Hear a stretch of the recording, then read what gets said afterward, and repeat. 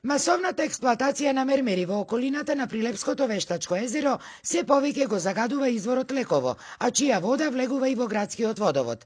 Оваа појава станала многу загрижувачка во последниве 20 дена, заради што околу 200 сопственици на викендици денеска 2 часа го блокираа патот кон рудниците. Се работи за руднико, односно отворен рудник со широк коп. Пред 8-9 години добиена концесија за да ископува руда.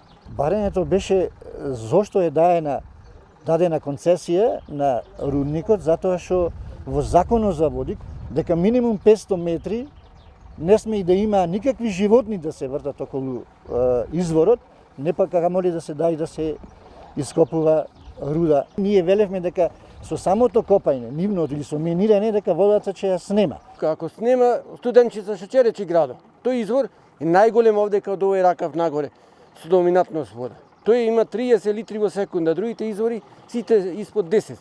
Како иди, се која година фаза се насипува, се запира водата со бело брашно и плюс тој чешмите и водата се загадува и плюс тој жолта. Од време на време почна да тече и жолта.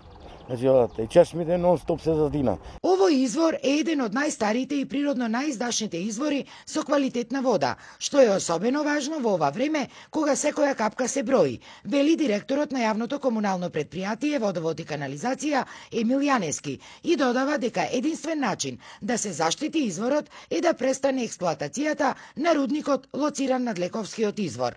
Проблем немаат само викендиците кои што се поврзани на потисниот цевковод од Лековскиот извор, од каптажата на Лековскиот извор, туку цел град. Многу значи, таа е вода која што од секојаш е користеле прилепчани и е користеле и пред да се снабдуваат со водата од Студенчица.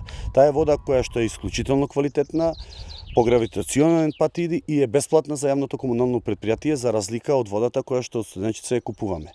Лековскиот извор дава некаде околу 10-12 литри во секунда и тоа ако пресметате се е околу 25-30 илјади кубни метри месечно. Собственикот на спорниот рудник пак Блаже Тодоровски во телефонскиот разговор за Алфа ги отфрли овие обвинувања.